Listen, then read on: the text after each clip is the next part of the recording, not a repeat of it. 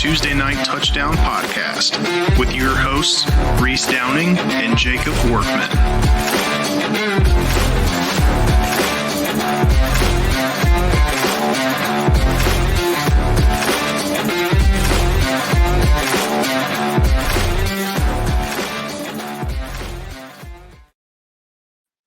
What's up, everyone? Welcome back to the Tuesday Night Touchdown Podcast, NCAA edition, Week 5 picks episode. Just a little recap. Last week, we had a guest, Carter, big Notre Dame fan, suffered the tragic loss. He was in attendance at the game. Picks-wise, though, he was pretty solid. I mean, we set a little stipulation for him. Don't beat us, but go over 500. Well, he accomplished both of those. He was 15-11, and he did hit his lock with Notre Dame covering. Barely covering, but they did cover. I continued a pretty decent streak. Went 20-6 last week, and Reese continued 18-8. We both had. I don't think we've had a losing week since week 0. Reese, is that correct? Yeah, no, we have not had a losing week since week 0. I didn't think so. Been absolutely killing it. Next week when we do week 6, I'll total up the season total so we can get a little percentage going on there just to see how we've been doing for the whole season. The locks, for the first time ever, we had a double lock. We both picked Utah for the 100th week in a row. Utah's quarterback didn't play. Still didn't matter. We both hit the lock with Utah covering. I was a little nervous about that. Yeah, it got close at the end. It wasn't really. I thought it early. I thought we were great, but it did get a little closer at the end. I was just nervous because you picked the same lock as me. Yeah. Well, it was a very successful week for locks. If you guys listen to our NFL episode, we were 6 for 6 with our guest on the NFL episode also. So 6 for 6 on the locks is pretty solid.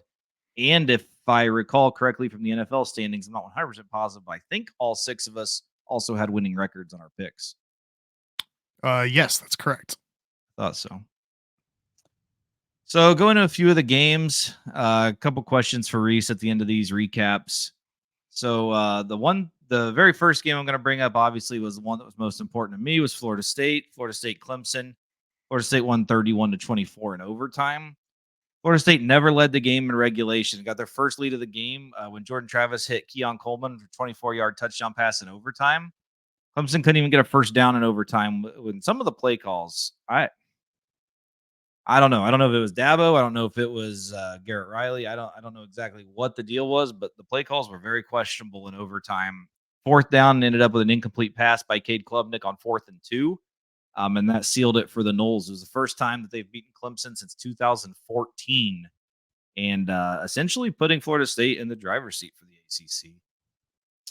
Before the season started, the big question was, what will the Noles record be at the end of a tough September schedule?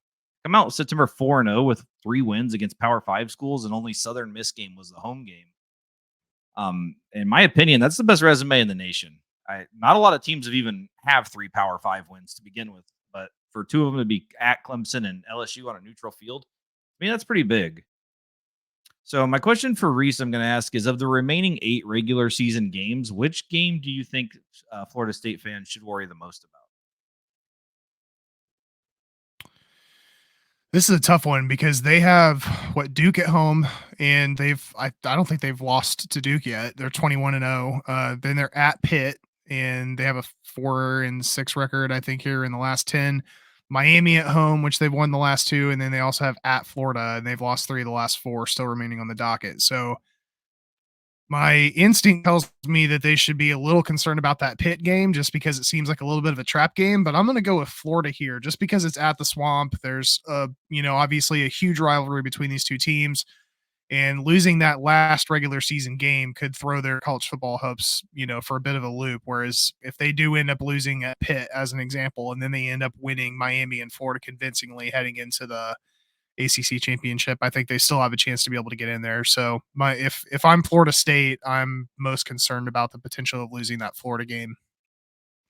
Yeah, at the beginning of the year, kind of the game that worried me was the at Pitt game. I think I even mentioned that on our preview. I was like, that's got to be one to watch out for, but it really hasn't shown me a whole lot yet. I'm starting to feel a little bit more confident in that game. Miami obviously is going to be tougher than I thought it was going to be. Thankfully, it is a home game, but I think I would have to agree the Florida game on the road to end the year.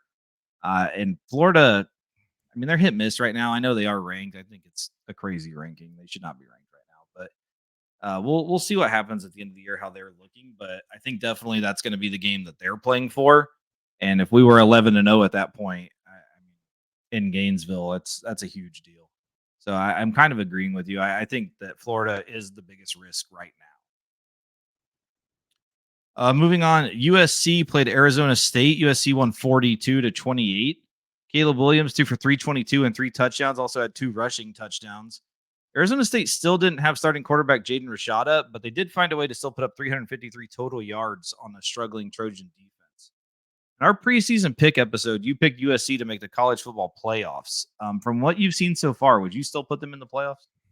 I mean, I'm certainly not as confident as I was to start the year. I mean, listen, they're still undefeated. They've won every game by a decent margin. That said, that Arizona State game was closer than it looks, and they've not played any strong opponents yet. That's going to change starting this week.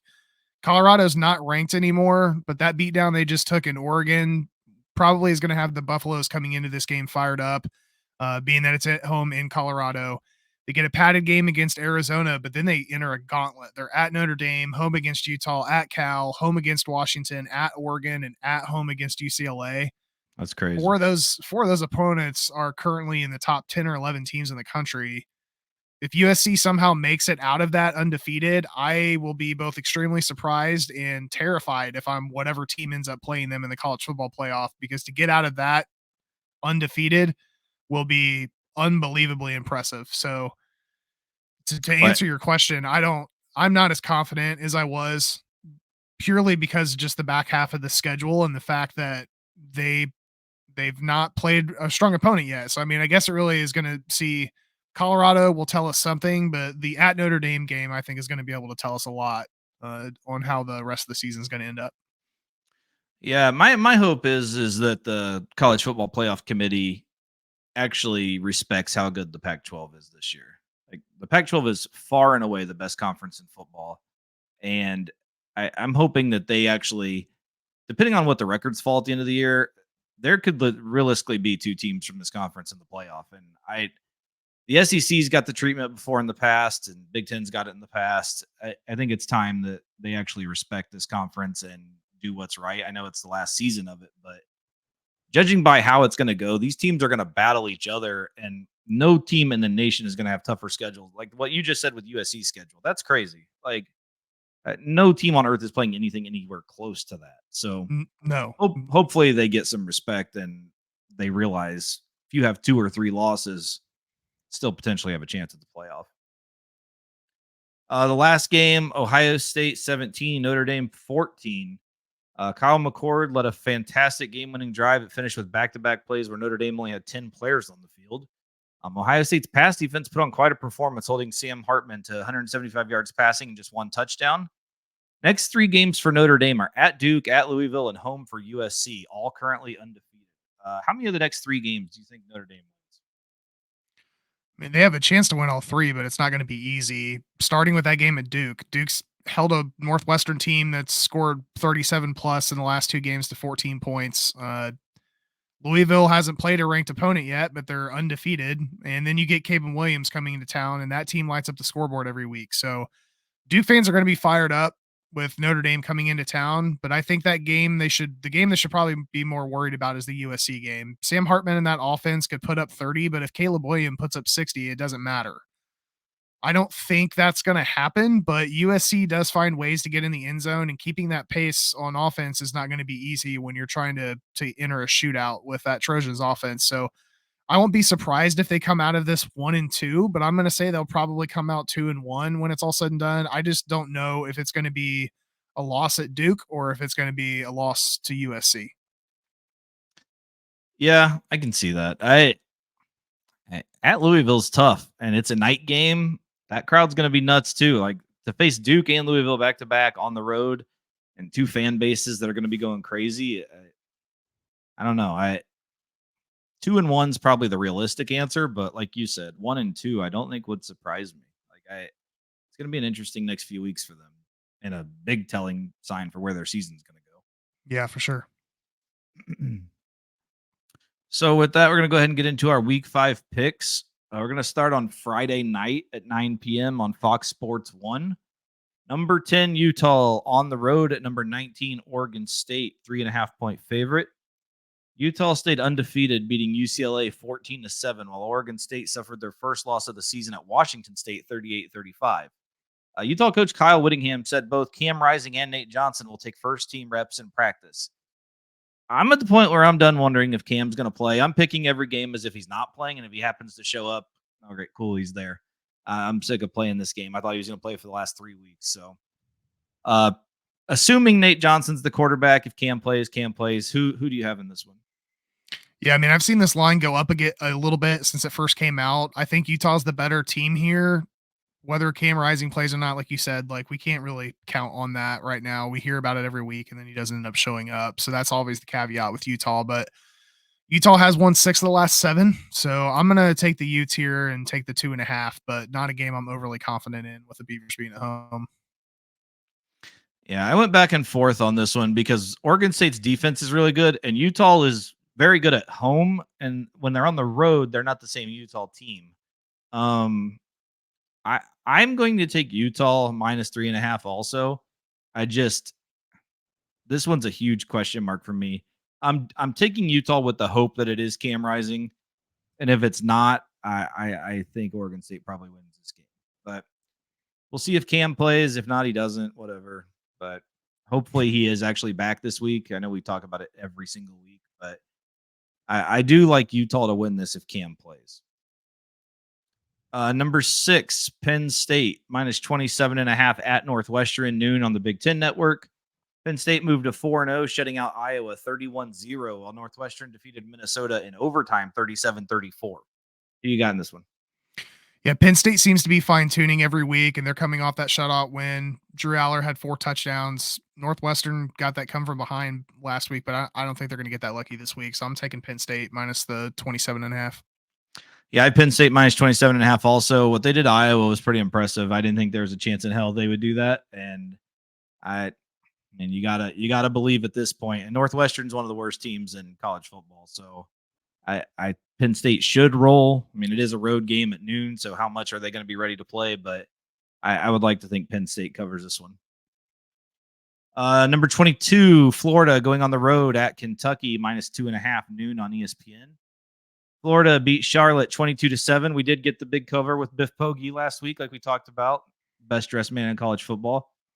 Kentucky did defeat our fighting Joey Lynch Vanderbilt team 45-28. I am going to take Kentucky minus the 2.5. I like him at home.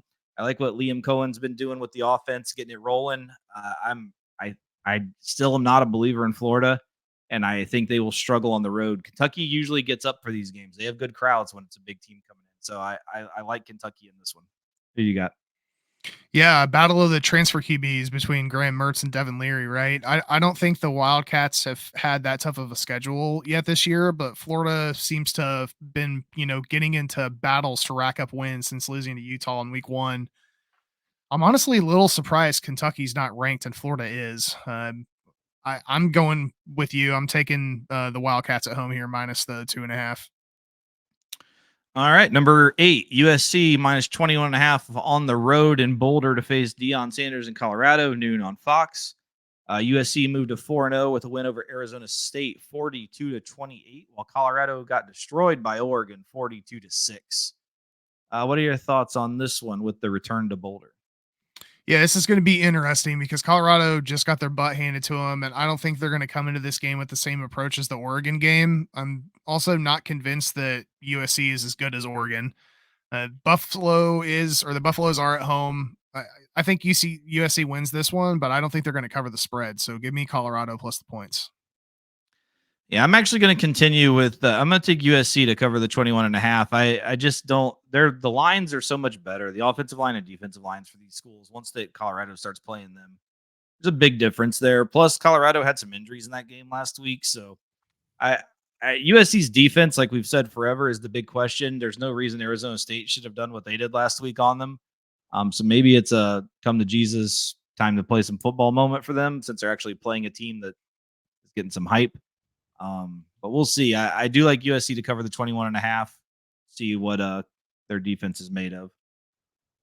Number 24, Kansas going on the road to number 3, Texas, -17, 3:30 ABC. Kansas put the L in the LDS, beating BYU 38-27, while the Longhorns ruined Chip and Joanna Saturday, defeating Baylor 38-6. It's a bad day for the old Magnolia Farm. Who do you have this one in Austin? Well, first thing, that's probably the best preview that we've put on this show so far. That was pretty entertaining. Lance Leopold's team is ranked for the second straight season, which is good news for the Jayhawks. It appears they've found their long-term solution at the head coaching position. Kansas does have a top 10, 12 rushing attack right now, but this is Texas, and so far this season, Texas has not Texased. So I think Texas is going to win this one. Probably going to be a little closer. So I'm going to think they're probably going to fail to cover the spread. So give me Kansas plus the 17. Yeah, I think it's obvious if anyone's listening to this show who I'm taking here. I'm taking Kansas. I still love this team. I have a lot of faith in their offense. I think they're a live dog. I think they can win this game. I think this will definitely be a fun one to watch at 3:30. It would not surprise me at all if Kansas wins this game. I think it's Texas's real first true test. I know they played at Bama, but I mean, we saw what that was. So, be an interesting game though. Conference game. See what goes down. I do like Kansas to cover, and like I said, might even be worth a little sprinkle on the money line here for an outright win. As the Emerald Salt Toss. That's right. Number 2, Michigan -17.5 going on the road to Nebraska at 3:30 on Fox. Michigan scored 31 unanswered to defeat Rutgers 31-7, while Nebraska got their second win of the year, defeating La Tech 28-14. Who do you have in this one? And it's hard for me to give Nebraska much credit because the only two teams they've beaten this year are Northern Illinois and La Tech. But Michigan has also yet to cover a spread, and they're on the road in a Big Ten showdown. Michigan's defense has only given up 2 touchdowns in the last 4 games. Nebraska does have right now statistically the best rush defense in the country. I'm going to keep the track record and say Michigan's going to fail to cover the spread. They'll win the game but not cover. So give me Nebraska plus the 17.5. Yeah, I'm glad you did. I was going to do that just for the sake they haven't covered yet. So I'm glad someone did, because I am actually I'm going to take Michigan. I just think Nebraska sucks. Like it's just plain and simple. I have not liked what I've seen from their offense at all, and I think Michigan will still be able to score on them. I believe this is their first true road test though of the year, so I guess we'll see what that brings. But I do like Michigan minus the 17.5 in this one. A little bit of a surprising line in this next one. Number 1, Georgia, only a 14.5 point favorite at Auburn, 3:30 CBS. They beat the Fighting Trent Dilfers of UAB 49-21, while Auburn lost to Texas A&M 27-10. I am going to take Georgia to cover this one. I watched the Auburn A&M game. A&M's quarterback Connor Wigman got hurt, and Max Johnson came in and still just kept leading the charge, and they beat Auburn. I don't think Auburn's very good. I'm honestly really shocked at this line. I don't know what the story is behind it, other than Georgia hasn't been that impressive yet, but there's always a time. I think this is the week we see Georgia dominate, and I like them to cover. Yeah, I'm right there with you. Another team that hasn't been able to cover the spread this year, but this is also the lowest spread they've seen. That's by more than 10 points. So I'm taking Georgia to finally cover one here. So give me the Bulldogs minus the 14.5. Number 23, Missouri minus 13.5 going on the road to Vandy, 4:00 on the SEC network. Missouri beat Memphis 34-27, while Vandy's losing streak moved to 3, while they lost to Kentucky 45-28. Who do you have in this one? Yeah, Mizzou's Brady Cook has looked pretty decent this year, but Vandy's defense is allowing over 30 points a game. So give me Missouri on the road minus 13.5. Yeah, Cook was banged up a little bit last week, still played. Really no issues. I like Missouri to cover this one also by more than 2 scores. Number 13, LSU minus 2.5 going on the road to number 20, Ole Miss, 6:00 on ESPN. LSU survived a battle with the Razorbacks 34-31, while Ole Miss suffered their first loss of the season, losing Alabama 24-10. Kiffin just can't get over that hump with Saban. Who do you have in this one? Yeah, like you just said, Ole Miss disappointed me last week against Bama. I was really hoping they were going to pull a win out there. LSU just squeaked one out against Arkansas. I'd be taking Ole Miss here if the spread were 3, but since it's 2.5, give me LSU. Yeah, I have LSU also. I think it's a letdown spot for Ole Miss. They just had what Kiffin basically is his Super Bowl every year, and when they lost, I think that'll take them down a little bit for the week. So I do like LSU to cover this. Number 9, Oregon minus 27.5 going on the road to Stanford, 6:30 on the Pac-12 network. Back with that. Last week we had 0 games on the Pac-12 network that were of any significance, and now we've got like 2 or 3 of them this week. I'm so happy. Let me tell you. Oregon, they quieted the Buffaloes 42-6, while Stanford's losing streak moved to 3, losing to Arizona 21-20. What are your thoughts on this one? Does Oregon keep it rolling? Yeah, this could be a trap game for the Ducks after coming off that thumping in Colorado, but this Oregon team looks really good. Bo Nix is playing like a stud. Stanford's also lost 3 in a row and has averaged less than 17 against Pac-12 teams, or at least the last 2 of them. So Ducks are also covering the spread on a weekly basis. So give me Oregon minus the 27.5. Yep, I like Oregon also to cover the 27.5. Stanford hasn't shown me anything really at all this year, and the fact that they were in a battle with Arizona and lost, I mean, I don't know. I don't have much hope for Stanford at all this year, so I like Oregon to cover pretty easily. Iowa State going on the road to Norman, number 14, Oklahoma minus 19.5, 7 o'clock on Fox Sports 1. Iowa State beat Oklahoma State 34-27, while the Sooners ruined the Big 12 debut of Cincinnati 20-6. Who do you have in this one? Yeah, Oklahoma coming off back-to-back road wins. Iowa State's only given up 16.5 games so far this year, although they're coming off a game where they gave up 27 against that Oklahoma State team. So I think this will be close to the line, but give me Oklahoma minus the 19.5. Yeah, I really went back and forth with this one just because Matt Campbell pretty much always has success against Oklahoma. It's always a close game at the end, but I think still, I mean, because of all the gambling issues they've had and the people that are gone, and I just don't think this is the same Iowa State that we normally see. So I like Oklahoma to cover at home pretty easily. Number 11, Notre Dame minus 5.5 going on the road to Duke. Number 17, 7:30 on ABC. Notre Dame suffered the first loss of the season to Ohio State 17-14, while the Blue Devils kept it rolling, defeating UConn 41-7. How do you think the Irish rebound in this one? Yeah, Duke's playing well this year under Mike Elko. They're 6-1 so far against the spread. Notre Dame obviously coming off that loss against the Buckeyes. I'm not sure who's going to win this game, to be honest with you, but I think it is going to be close, especially with Duke at home. So give me Duke plus the points. Yeah, I had Duke plus the 5.5 also. I think they might even come out and win this game. Notre Dame's offense, we need to see a rebound from them. We need to see them return to actually putting points up and being dominant. But we saw what Duke did to Clemson the first game of the year. So I think it's going to be a pretty good battle. I think 5.5 is a lot of points for a game that can be this close. Might be a 3-point win for Notre Dame. Yep. I do like Duke to cover the spread in this one. South Carolina going on the road, number 21, Tennessee minus 11.5, 7:30 on the SEC network. South Carolina defeated Mississippi State 37-30, while the Vols beat the Roadrunners 45-14. I am going to take Tennessee minus the 11.5.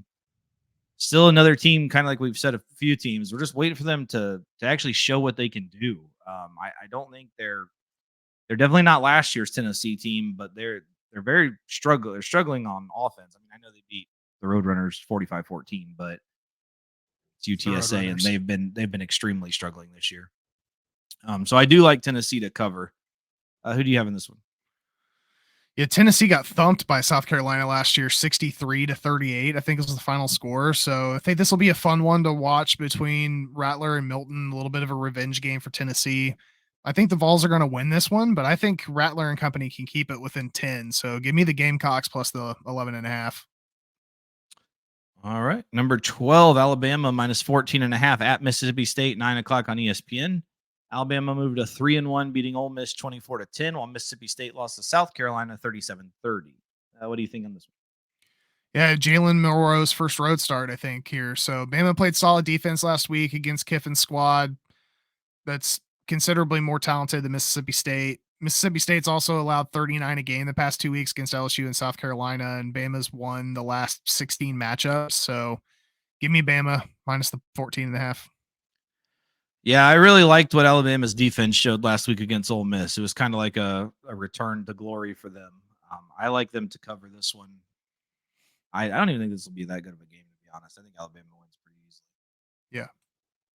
Number 7, Washington minus 17.5 on the road at Arizona at 10 o'clock on the Pac-12 network. Washington continues to be the best team in college football, defeating Cal 59-32, while Arizona took down Stanford 21-20. What are your thoughts on this? This Washington team, man, you called it at the beginning of the year. This team is deadly. Averaging almost 50 points a game. I feel for Arizona because I think this was going to get ugly quick. So, and I don't know why this spread's only 17.5. Give me the Huskies here to cover easily. Yeah, when I saw this line, I was shocked. I expected 24, to be honest. And the fact it's 17.5, like, that's crazy low. I mean, they played Cal last week without Jalen McMillan, their second best receiver, and still had 59. Like, I mean, and they didn't even, no one even played the second half. Like, it was a bad, before Washington even stepped on the field, they had 14 points. They had a pick six, they had a punt return touchdown, which was Rome Odunze, their best receiver. So you put Michael Penix on the field with a 14-0 lead on his home field. Good luck with that. Like, I don't know. This line is crazy to me. I don't know what the hell is going on with this line, but if you can get this under 24, I think it's an easy win. So I love Washington here. And surprisingly, this game is not in the Muncie six-pack. Nevada on the road at newly ranked number 25, Fresno State. Minus 24.5, 10:30 on Fox Sports 1. Nevada is still winless after losing 35-24 to Texas State, while the Bulldogs killed Kent State 53-10. Reese, what are your thoughts on this? Yeah, your Bulldogs are ranked, man. Congratulations on that. They also beat Nevada last year 41-14, and Nevada, like you just said, is yet to win a game. Mikey Keene's throwing the ball well. He's not making mistakes, so give me Fresno minus the 24.5. Yeah, I like Fresno also. I think this one's probably pretty ugly. Nevada, actually, Texas State's a good team, and Nevada played them pretty well for about 3 quarters, and they lost it at the end. But the fact that they're going to be on the road in Fresno, I like Fresno to get the cover. All right, so that does end our top 25 picks. Moving into the Muncie six-pack. We're going Friday night, 7 o'clock on ESPN. Louisville -3 at NC State. Louisville defeated Boston College 56-28, while the Wolfpack beat Virginia 24-21. What do you got in this one? Yeah, a little hype in this game, right? NC State's going to have a blackout game, and they're going to honor former NC State linebacker and Super Bowl coach Bill Cowher. I don't think that's going to be enough to stop this Louisville team, but I do think that they can probably keep it within a touchdown. Give me Louisville minus the 3, but I think it'll probably be a 7 to 10 point game. Yeah, if there's one thing I've learned from obviously my favorite teams in the ACC is the Thursday and Friday night games on the road can be hell for favorites. I think I picked Louisville to cover this game. I think Louisville. If you guys ever go and look at Louisville's schedule, we might be seeing this team in the ACC championship. They don't play anyone. Like, they don't play Clemson. They don't play Florida State. I think it's Duke. They don't play. Like, none of the good teams in the conference they play. So they're going to have a pretty solid record at the end of the season. I truly think we might have to watch out for Louisville in the ACC championship just because of their schedule. But I do think they can go to NC State and win this one, cover the 3 on Friday night. Big rebound game for Clemson. Clemson -6.5 going on the road to Syracuse noon on ABC. Clemson moved to 0-2 in the ACC, losing to Florida State 31-24 in overtime, while the Cuse went to 4-0, defeating Army 29-16. Who do you have in this one? Yeah, I'm honestly a little surprised this isn't a closer line, if not leaning towards Syracuse with them being at home. Syracuse has a tough 3 weeks because they have Clemson, then UNC, then Florida State. But this Clemson team still feels pretty fragmented to me. And if they do win, I think it's probably going to be a close one. So give me Syracuse plus the points here. Yeah, I took Syracuse also, and I don't know. It's kind of what I said about Ole Miss earlier. Like, this might be that letdown after the huge game. Syracuse might straight up win this. If Clemson goes to 0-3 in the ACC, that would be one of the better days of my life. I would love to see it. Dabo's bitch ass. He deserves it. Sorry, Mom. Texas A&M, speaking of coaches I love, -6.5 on, well, not on the road, neutral site against Arkansas, going to Jerry World in Dallas, noon on the SEC network. Aggies beat Auburn 27-10, while Arkansas lost a battle with LSU 34-31. Jimbo Fisher did reveal that starting quarterback Connor Wegman was day-to-day. Max Johnson played last week after the ankle injury to Wegman and would be the starter if Connor cannot go. Neutral site here in Jerry World, game they play every year there. What are your thoughts on this one? Yeah, Arkansas lost that close one last week. Doesn't have any noteworthy wins against good opponents. On the other side, A&M held Auburn to 10 points last week. So sorry to college team, Jerry, but give me Jimbo squad minus the 6.5. Yeah, it was pretty disappointing. I watched A&M Auburn last week, and when Wegman went down, I was kind of sad. Like I talked about him a couple weeks last week, 2 weeks ago, whenever the hell it was, about how this dude's probably going to be the number 1 pick in the draft 2 years from now. Like he's very solid. It sucked to see him get hurt. I am hoping he returns to this game. I think Max Johnson's good enough that they can cover this and win even without him. So I am going to take A&M minus the 6.5 here. All right, so we got Ball State going on the road at Western Michigan. Western Michigan's only a half-point favorite. It's basically a pick 'em. 3:30 on ESPN Plus. I say it every week. The Cardinals are too good for real TV. Only the plus. That's right. The Cards got destroyed 40-3 against Georgia Southern last week, while the Broncos lost to Toledo 49-31. Cards fans, I've got some good news for you. If you're traveling to Kalamazoo, you're in for a treat for the pregame. Starting at 11:30 a.m. in Lot 13, the biggest party of the year. It's Buster Broncos Block Party. It's going to lead up to to megastar Bryce Vine's concert at 1:30. So everyone get ready. If you're wondering who the hell Bryce Vine is, sings top 8,000 Billboard chart Sour Patch Kids. Also Guilty Pleasure. Got a few other popular songs. Drew Barrymore, La La Land, Margot Robbie. This guy's got some real creative song names. We saw Taylor Swift at the Chiefs game. Look at the media that's going to be in Kalamazoo for Bryce Vine. I don't know how Ball State's going to be able to handle all this hype with this going on, but what do you think of this game?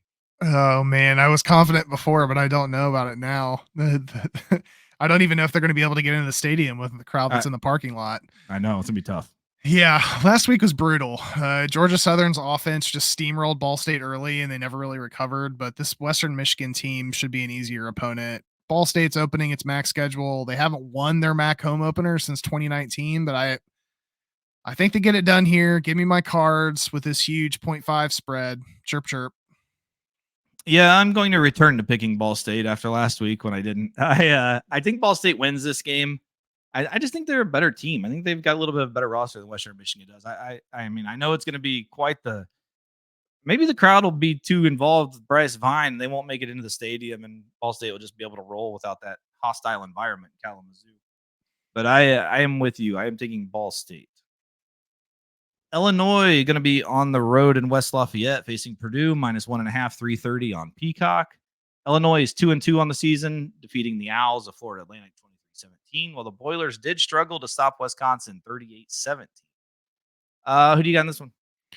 Yeah, Boilers have won the last 3 and 6 of the last 7 against Illinois, with the last 3 wins being by 4 points or more. I think Purdue gets their second win of the season here, so give me Purdue Pete minus the 1.5.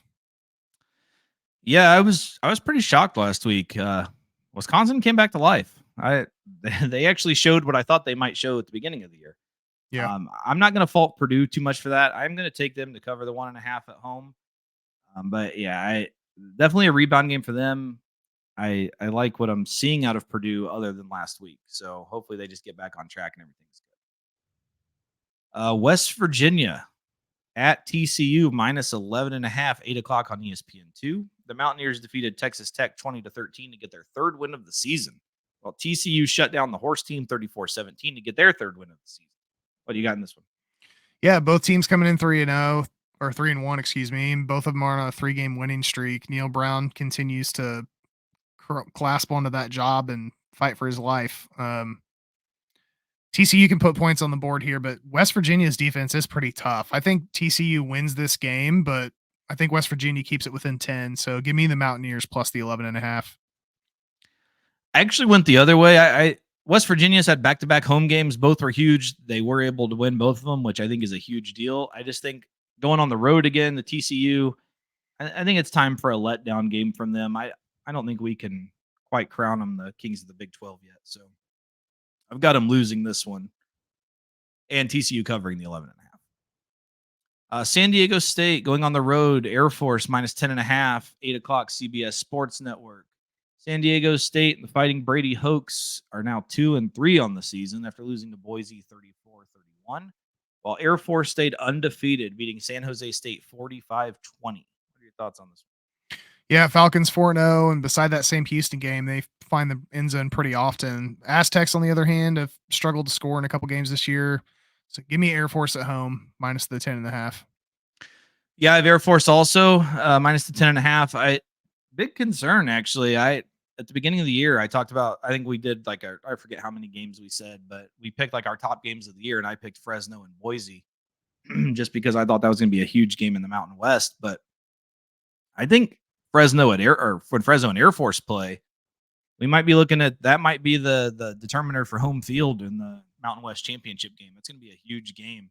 Air Force is rolling right now. But I do like Air Force to cover this one against San Diego State. So that does end the Muncie 6-pack. It is time for our locks of the week. We'll see if we have our second double lock of the year. I'll give it to Reese here to pick his lock of the week. Yeah, based on your reaction to this game, I have a feeling we may be aligned again. I was going back and forth between the Mizzou Vandy game and this other game here, but I'm gonna lock in on Washington over Arizona minus the 17.5. It's too much. It's too easy. Yeah, that's not my lock, but I thought about it heavily just because I still don't understand that line. I agree with you. That line makes no sense. So I don't know, but I enjoy your pick. I like it. I think that it's pretty much guaranteed. And I also would like to say I don't think you've missed a lock this year in college football. So I have not missed a lock this year. Keep that streak going. I actually have a surprising pick, I think. I don't think many people are going to expect me to pick this one, but I'm taking Georgia minus the 14.5. I think, like I said, I don't think Auburn's a good football team at all. And Georgia, their numbers last week were pretty solid. Beck had a good game. I think they're rolling. I mean, they should be able to get up for this game. It's a road game at a halfway heard of school, and like everyone else they played this year, they should be ready to play this one. And I think this is come out, make a statement game, beat the hell out of Auburn. So my lock of the week is Georgia minus the 14.5. And Reese had Washington. What are they? Minus 17.5 at Arizona. Yep. Unfortunately, no one will be able to see that game. It's on the Pac-12 network, but good luck finding illegal streams. They're out there. So that will wrap up the Week 5 pick edition of the Tuesday Night Touchdown podcast. If you guys can, like I said, go on our YouTube. I did see some comments last week. Finally, thank you for the likes and the comments. Keep them coming. Share everything you can. Try to get it out there for us. In the bottom corner of the screen, if you're watching on YouTube, you'll see the @TuesNightTD Pod. That's our Twitter handle and most of our social media handle. Just anything you can do. Apple Podcasts, leave us a review. Spotify, just rate us, give us reviews, thumb up. Try not to fist us. Just do whatever you can that's promising for us. Sorry, Mom. That was only 2, I guess. So that's not bad. So just anything you can to share it, get us spread out a little bit.